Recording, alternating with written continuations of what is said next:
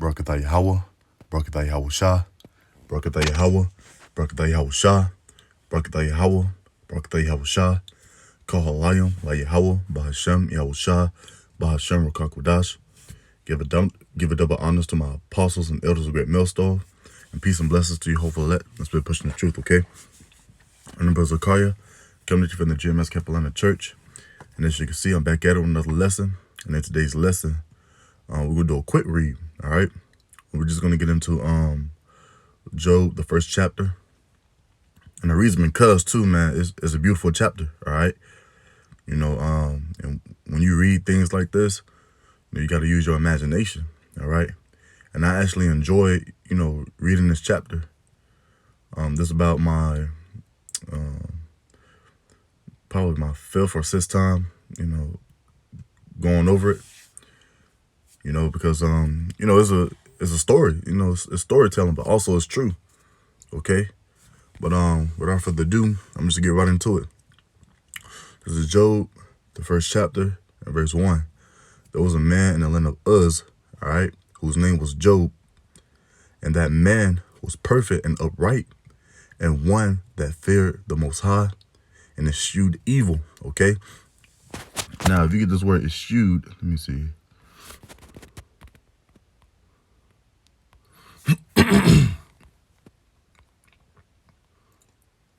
Now, if you get this word eschewed, it just means to turn aside and apart, all right? So what are we out to do today, all right? Depart and be holy, okay, from this world. Because really, evil is of this world, all right? It's evil throughout the whole world, okay? You dipping and dabbing into Babylon and stuff, man. It's evil out here, man, okay? It says, and there were born unto him 7 sons and 3 daughters, okay? It says his substance also was 7,000 sheep and 3,000 camels and 500 yoke of oxen and 500 she-asses, all right? And a very great household, so that this man was the greatest of all the men of the East. Man, Job was wealthy, man. He was rich and very, very wealthy, okay? Hey, imagine we had 7,000 sheep, 3,000 camels, and 500 yoke of oxen, and 500 she-asses, man. We probably wouldn't even know what to do with it on the side. And it says a very great household, all right? Very wealthy. Big, full, and wealthy, man. So that this man was the greatest of all men of the East, okay? It says, and his sons went and feasted in their houses, everyone his day, and sent and called for their 3 sisters to eat and to drink with him. So this man's land was so big that his son had their own houses, okay? Those are a lot. That's a lot of land, all right? Even the sisters right here, his daughters, okay? Verse 5, it says, and it was so when the days of their feasting were gone about that Job sent a sacrifice. So like it, Job sent and sacrificed them and rose up early in the morning and offered burnt offerings according to the number of them all. And Job said, it may be that my sons have sinned and cursed the Most High in their hearts. Thus did Job continually. So Job was on point, man, okay? Job was doing his burnt offerings for the whole household, okay? Now his sons, all right, wasn't doing it. It wasn't on point. So he was doing it for his sons, all right? That should tell you something, okay? Hey, if you go back to the verse 1, it says, and there was a man in the land of Uz whose name was Job. So he was the only person who was doing what he got to do. And that man was perfect and upright, okay? He was sacrificing for his sons. And his sons over here having a feast every day, drinking, all right? But they have sinned and cursed the Most High, though, in their hearts. Thus did Job continually, all right? Verse 6. Now there was a day when the sons of the Most High came to present themselves before the Lord Yahweh, and Satan came also among them. And the Lord said unto Satan, Whence thou comest? So he was like, hey, what's up? What you been up to, man? And then this is Satan's response. Then Satan answered the Lord and said, From going to and fro in the earth, and from walking up and down in it. Okay? And the Lord said unto Satan, Hast thou considered my servant Job? So while you was down there, you know what I'm saying, tempting people, etc., have you even considered my servant Job? Okay? It's basically what's going down, man. They're having a conversation.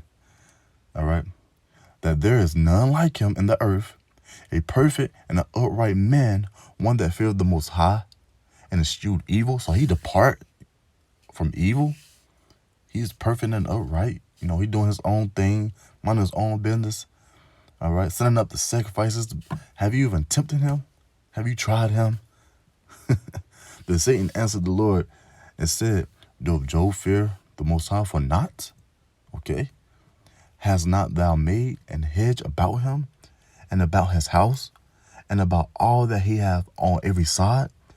Thou hast blessed the work of his hands, and his substance is increased in the land. But put forth thine hand now, and touch all that he hath, and he will curse thee to thy face. So he basically was like, hey, put down your hand, give me the power, and I bet he's gonna curse you in your face. I bet he's gonna give up. All right. In verse 12, and the Lord Yahweh said unto Satan, Behold, all that he has is in thy power, only upon himself. Put not forth thine hand. So Satan went forth from the presence of the Lord Yahweh. So basically he was like, hey, bet all the power is in thy hand, all right? The power is in your hand. Okay? And he said, Slacky. And it says, only upon himself put not forth thine hand. Meaning don't even stop. All right, if you see him on his last, feet crying and stuff, keep at it, bro. I want to see if he gonna fall. I want to see if he gonna break. And it says, so Satan went forth from the presence of the Lord Yahweh, verse 13. And there was a day when his sons and his daughters were eating and drinking wine in their eldest brother's house, okay? And there came a messenger unto Job and said, the oxen were plowing and the asses feeding beside them. And the Sabeans fell upon them and took them away. Yea, they have slain the servants with the edge of the sword, and I only am escaped alone to tell thee. So he was running, you know what I'm saying? Job, okay? Hey, there was a group of Sabeans, they killed everyone with the sword. They killed all the servants, okay? That's what he was telling Job. And in the midst of while he was talking to Job, here go verse 16. While he was yet speaking, all right, they was having a conversation still, there came also another and said, the fire of the Most High is fallen from heaven and have burnt up the sheep and the servants and consumed them, and I only am escaped alone to tell thee. So here it is, Job having a one-on-one conversation. Here come another servant saying, hey, fire fell from heaven, burnt up the sheep and the servants. I'm the only one who escaped. Probably breathing real hard and run across the field. So now he's chopping it up with both of the servants. And it says, verse 17, while he was yet speaking, there came also another and said, the Chaldeans made out 3 bands, all right? And 3 bands is just 3 big groups, all right? It's an assembly of people. It says, and fell upon the camels and have carried them away, yea, and slain the servants with the edge of the sword, and I only am escaped alone to tell thee. So, hey, this is back-to-back hell, man, okay? This is back-to-back bad news, all right? Verse 18, man. While he was yet speaking, so he was talking to all the 3 servants, there came also another and said, thy sons and thy daughters were eating and drinking wine in the eldest brother's house. We read it up top, which was true, okay? And behold, there came a great wind from the wilderness and smote the four corners of the house, and it fell upon the young men, and they are dead, okay? And I only am escaped alone to tell thee. That was the worst news right there. Knowing your son's daughters, passed away after all this, this hell, okay?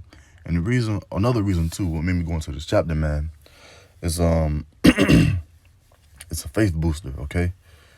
If you including myself, man, I'm talking to myself first too. We going through anything on this side, man. Read Job, the first chapter. All right. He shows endurance. He still worshiped the Most High, and he knew it was the Most High. Okay, but he was still in there. All right. So we got to be in that same spirit, man. Okay. Family, friends, anything, man. Ain't got shit in your pockets as far as money, food, etc., man. Bro, it's gonna be okay, man. Because the Lord's gonna give whatever you need. He's gonna give it to you. That's all I gotta say. Let me get back to the story. All right, this is verse 20. Then Job arose, so he stood up and rent his mantle, okay? Probably taking off his garment. He was probably, he was hurt, and shaved his head and fell upon the ground and worshiped and said, naked came I out of my mother's womb, and naked shall I return thither. All right? So he's like, Lord, I'm hurt. He was humble, humiliated. He got naked. And he was okay with it. He was sincere. And also it was the spirit, okay? Naked came I out of my mother's womb, and naked shall I return thither. The Lord gave, and the Lord hath taken away. Blessed be the name of the Lord, okay? So he understood. Bro, you got to understand, he had back-to-back bad news. He knew something was up. Like, okay, it's the Lord. The Lord gave, and the Lord hath taken away. Blessed be the name of Yahweh Bashim Yahushua. And all this, Job sent not, nor charged the Most High fully, okay? Hey, that's a beautiful story, man. That's a beautiful story. But yet, once again, I went into this, you see what this man was going through. And when you go through your trials and tribulation, they still glorify. Don't be hasty to do your own thing. Be haste to glorify, all right? Yahweh Bashim Yahushua. Which these people in call God and Jesus Christ.